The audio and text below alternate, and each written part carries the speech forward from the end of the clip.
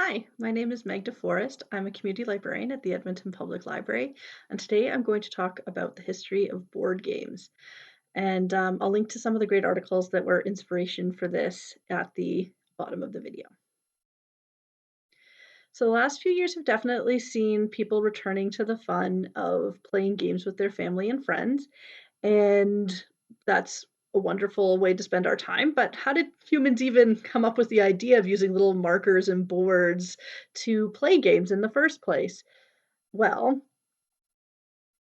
we're going to get into that.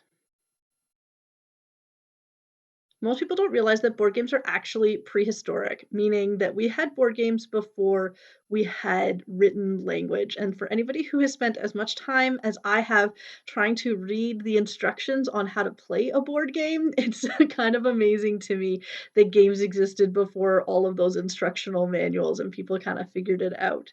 So, what were the was the very first game? Well, dice. A piece that's essential to most board games even today on its own was the beginning of games. So, a series of 49 small carved painted stones were found at the 5,000-year-old Basarhoyuk burial mound in southeast Turkey, and these are the earliest gaming pieces ever found. Similar pieces have been found in Syria and Iraq, and they seem to point to board games originating in that area. The, so that's sort of the Nile, Tigris, and the Euphrates River, all in the Middle East. And that's the same region that brought us booze and papyrus and breath mints and even calendars, all of which are kind of helpful things if you're planning a games night as well. So, other early origin dice games were created by painting a single stick of a flat stick, and these sticks would be tossed, and it would amounted to sort of like which side was up. That was your roll. So, and those are both pictured in the example here. And so that's a Mesopotamian four-sided dice and a set of stick dice are what's there. And here are some knucklebone dice that are from Greece in the 5th to 3rd century BCE.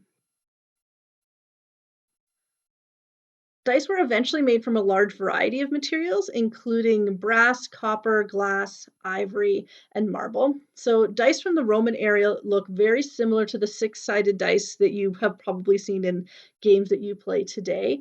There were also dice with cut corners. You can see a few in here. And those gave additional rolling possibilities. They're similar to dice that are used in some role playing games we'll talk about a little bit later. And board games became very popular among pharaohs, actually, in ancient Egypt, primarily the game of Senet. The game has been found in pre dynastic and first dynasty burials in Egypt.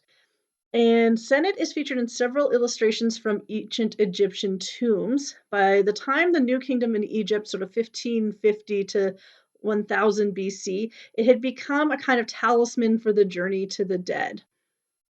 Ancient Egyptians were definitely strong believers in fate, and it's thought that that high element of luck in board games, and particularly in Senet, was strongly tied to that idea of fate, which has how it became attached to burials.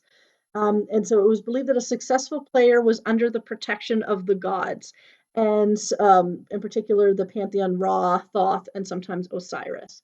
So consequently, those Senet boards were often placed in the grave alongside other useful objects for the afterlife. And so the game is even referenced in chapter 17 of the Book of the Dead.